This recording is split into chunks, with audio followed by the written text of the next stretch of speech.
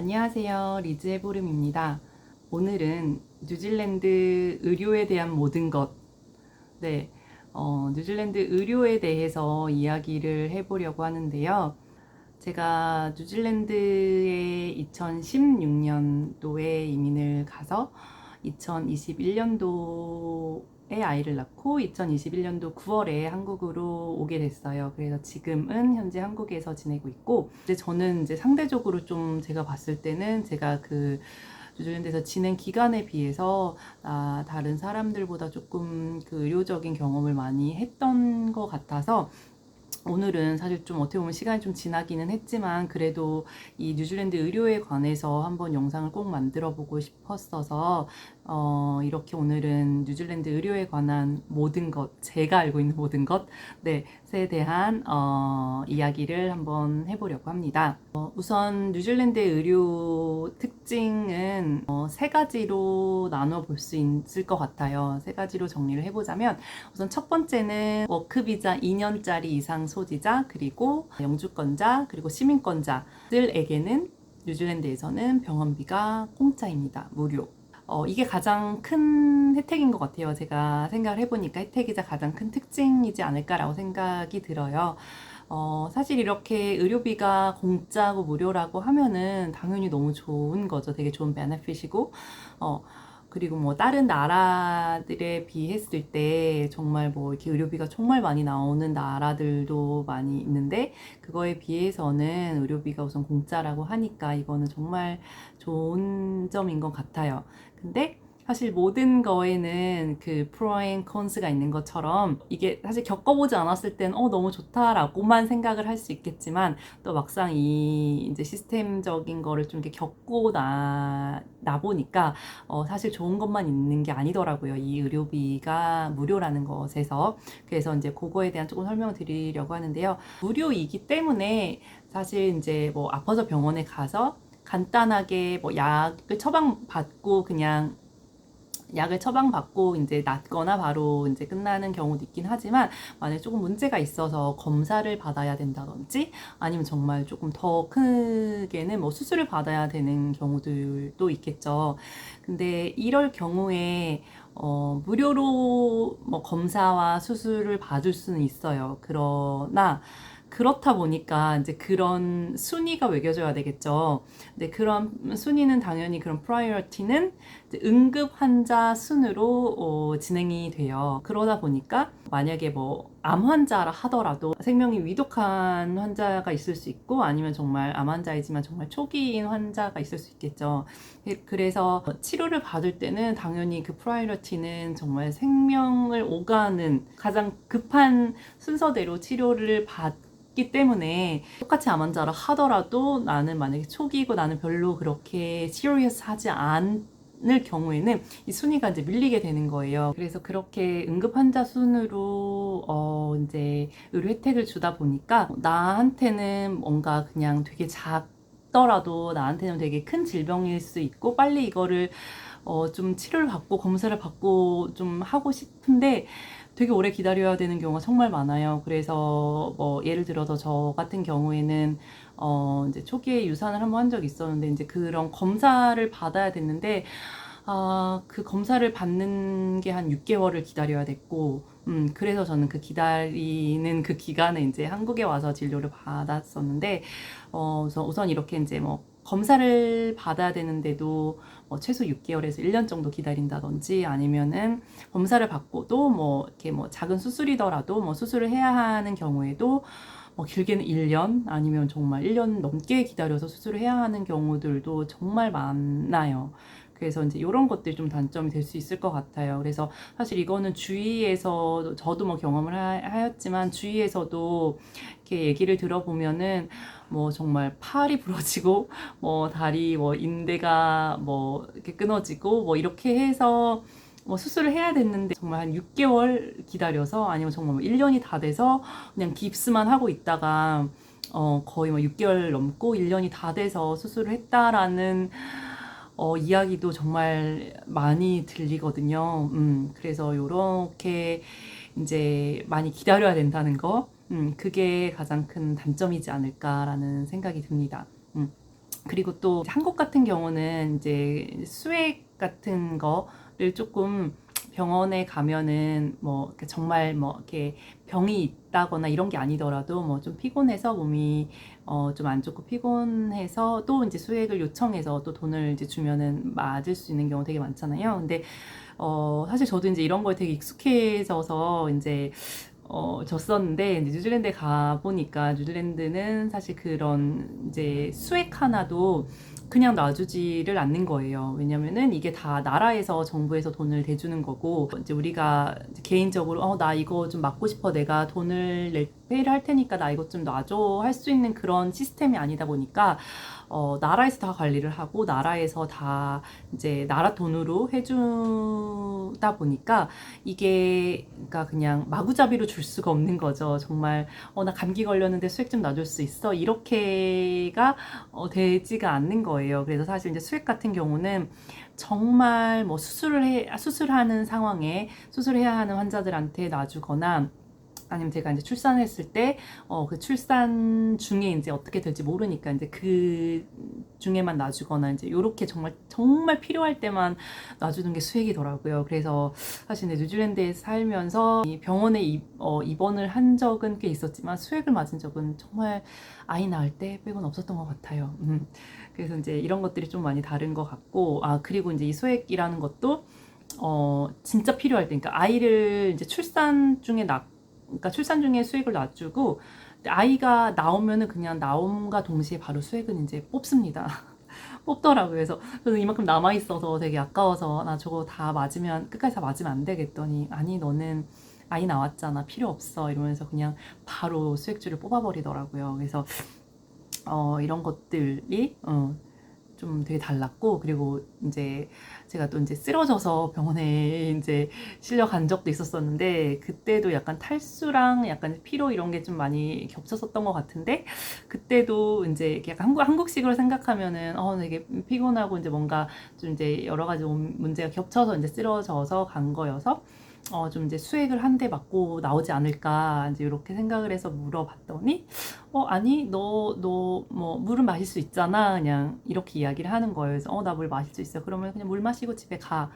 이렇게, 한다는 거. 그래서 뉴질랜드 사는 사람들끼리 좀 이야기를 하는 게 또 어떤 게 있냐면, 뉴질랜드에서는 정말, 죽지 않을 만큼만 치료를 해준다. 라는 또 이야기를 하기도 한답니다. 그래서 사실 이제 이렇게 좀, 한국에 비해서는 좀 약간 원하는 만큼 좀 진료를 받지 못한다? 뭔가 좀 이렇게 의료적인 치료를 좀 받지 못한다라는 좀 생각이 좀 들었던 것 같아요.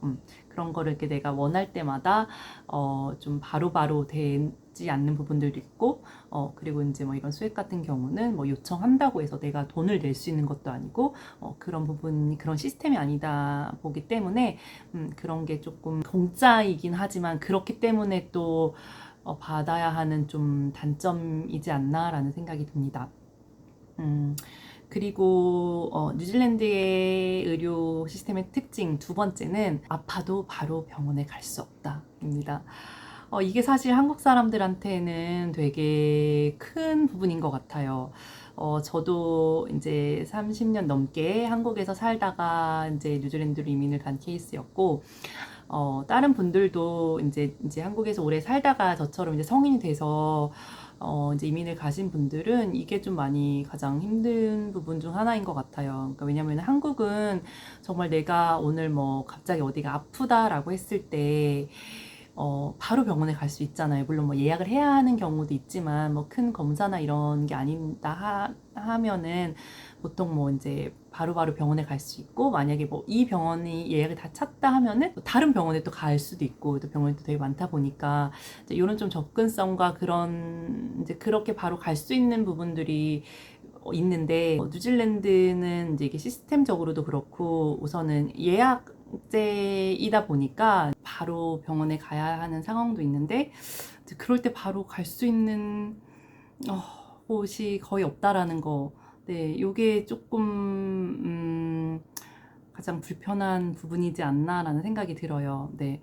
그래서 물론 뭐 응급실은 있어요. 응급실은 뭐 24시 하기 때문에 응급실에는 갈 수 있지만 정말 응급실이다 보니까 정말 응급하지 않으면은 뭐 사실 그 기준이 애매할 수도 있긴 하지만 뭐 응급하지 않은 경우 응급실까지 가는 것까지는 아니지만 그래도 빨리 오늘 진료를 봐야 하는 뭐 이런 경우들이 있잖아요. 근데 이제 어쨌든 그렇게 아파도 예약 없이는 예약을 하면은 기본 짧게는 며칠에서 뭐 몇 주까지 기다릴 수 있기 때문에 어쨌든 아플 때 바로바로 병원에 갈 수 없다라는 거, 요게 이제 두 번째 특징인데 가장 좀 불편한 부분인 것 같아요.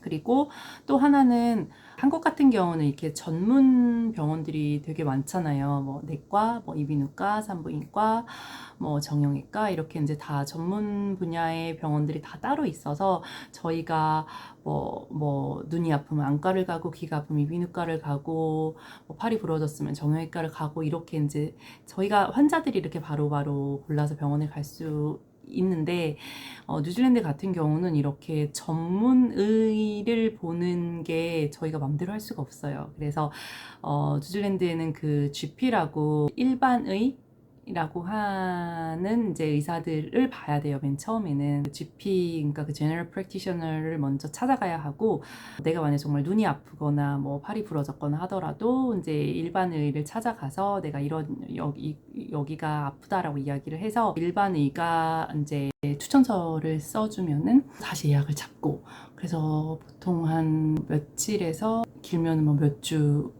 아니면 몇 달까지도 기다려서 그 전문 는 의를 만날 수가 있답니다. 그래서 이제 이런 것들이 한국에서 이제 있다가 이민을 가신 분들에게는 되게 좀 복잡하고 또 길고 이렇게 느껴질 수 있는 것 같아요. 이게 두 번째 특징이고, 세 번째 특징은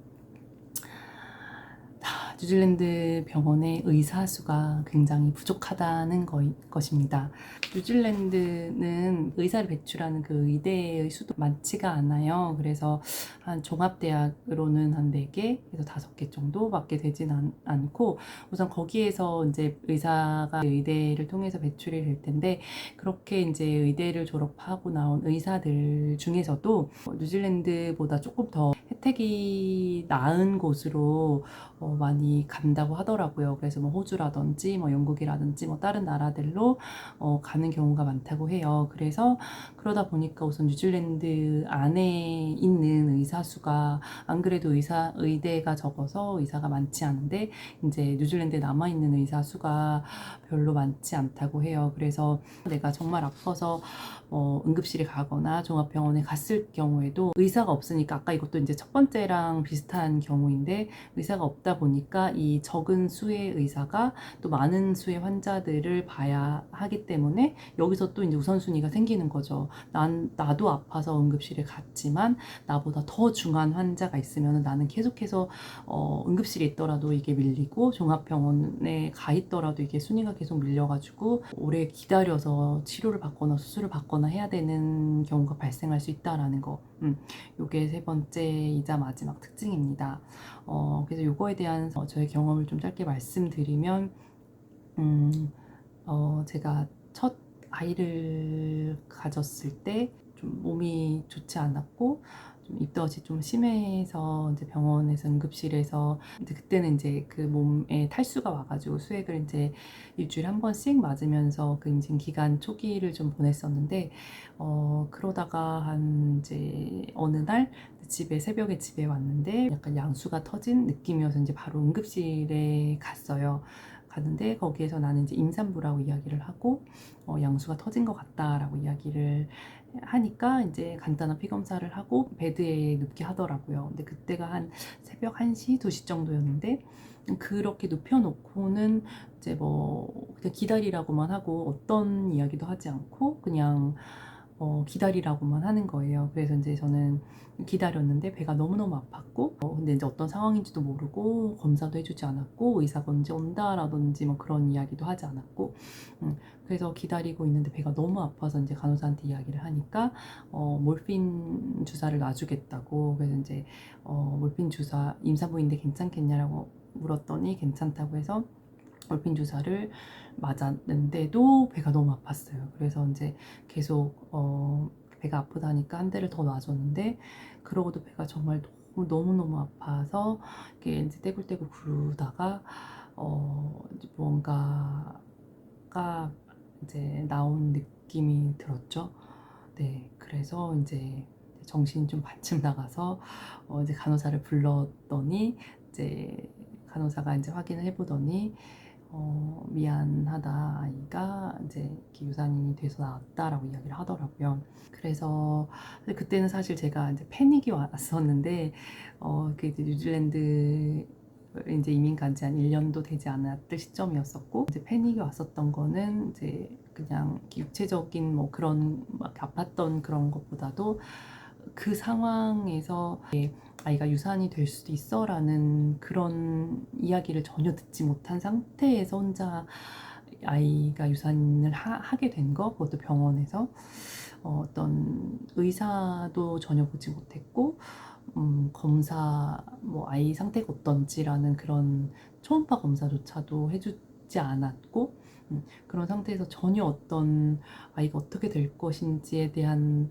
거가 없이 이제 약간 두려움이었던 것 같아요. 그런 상태에서 아이를 유산을 하고 나니까 이제 그런 거에 대한 패닉이 왔었던 것 같아요.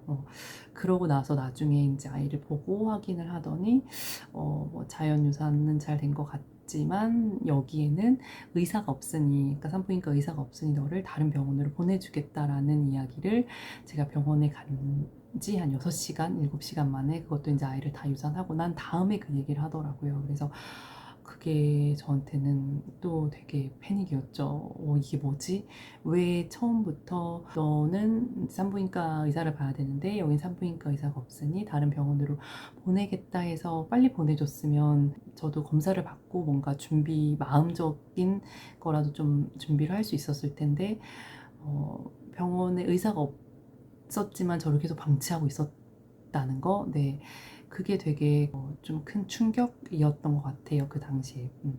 그래서 결국 다시 다른 병원으로 보내진 게 이제 아침에 보내졌는데, 거기서도 전문의를 제가 하루 종일 기다려서 저녁이 돼서야 그것도 주니어 닥터를 만날 수 있었고, 주니어 닥터를 만난 지 거의 한 5분 만에 너는 이상이 없으니까 그냥 진통제를 처방해 줄 테니까 집에 가도 된다라는 이야기를 듣고 하루 반나절을 기다린 다음에 그렇게 집에 오게 됐었어요. 그때 당시는 이제 제가 이제 되게 급하다고 생각을 했었는데, 첫 번째 병원에서 이제 의사가 없었어서 그냥 아무것도 모르는 상태에서 유산을 하게 되었었고, 두 번째로 옮겨진, 둘 다 큰 종합병원이었는데, 두 번째로 옮겨진 병원에서도 저는 이제 옮겨졌기 때문에 당연히 바로 의사를 볼 수 있을 거라 생각을 했지만, 아침 한 7시에 도착을 했음에도 불구하고 저녁 5시가 넘어서 그쯤에 한 10시간 정도를 기다려서 이제 의사를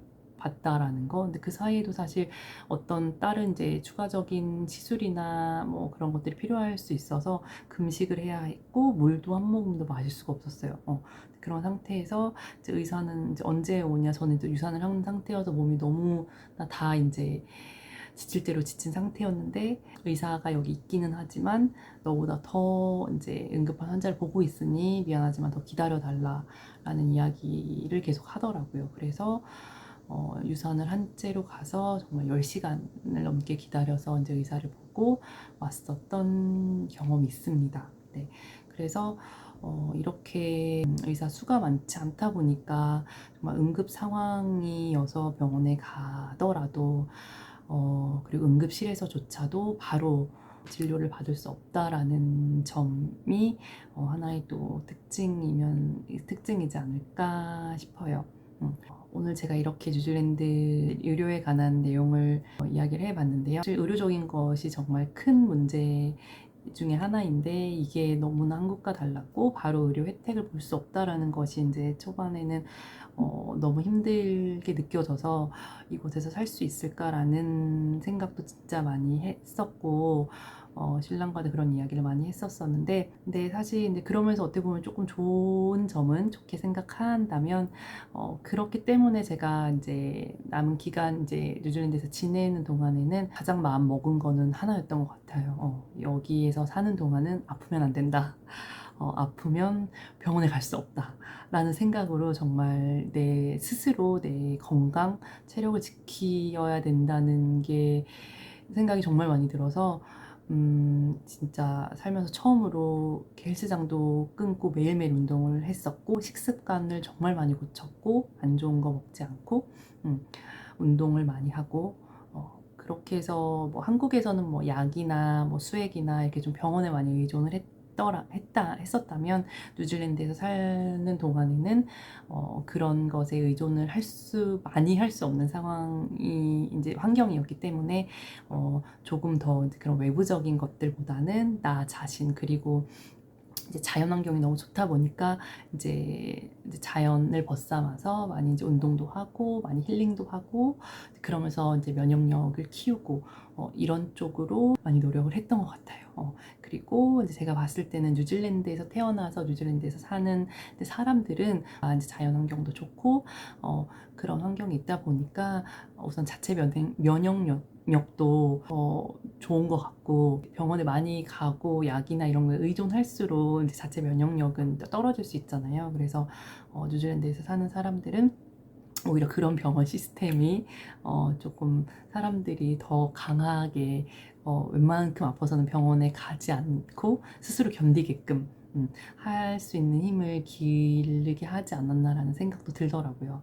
그래서 저도 이제 뉴질랜드 지내는 동안은 그렇게 면역력을 키우려고 했고, 그렇게 지냈었고, 이제 다시 뉴질랜드에 가면은 이제 그때는 이제 저뿐만 아니라 이제 아이도 있기 때문에 뉴질랜드의 환경에 또 다시 적응을 해서 좀 체력도 기르고, 의료적인 혜택보다는 물론 뭐 안 받을 수는 없긴 하지만 그래도 이제 최대한 건강을 유지해서 이제 스스로 건강하고 면역력 있게 높여가지고 최대한 병원에 가지 않는 쪽으로 하는 것이 좋겠다라는 것이 이제 저의 결론입니다. 그래서 오늘은 제가 그 뉴질랜드에 이제 6년간 살면서 겪었던 일들과 함께 뉴질랜드 의료에 관해서 이야기를 해봤는데요. 제 경험이 뉴질랜드에서 사시는 분들, 그리고 뉴질랜드에 가시는 분들에게 조금 도움이 됐으면 하는 바람에서 이 영상을 만들게 되었습니다. 영상이 마음에 드셨다면 구독과 좋아요 부탁드려요. 네, 그럼 다음에 다른 영상으로 만나요. 안녕.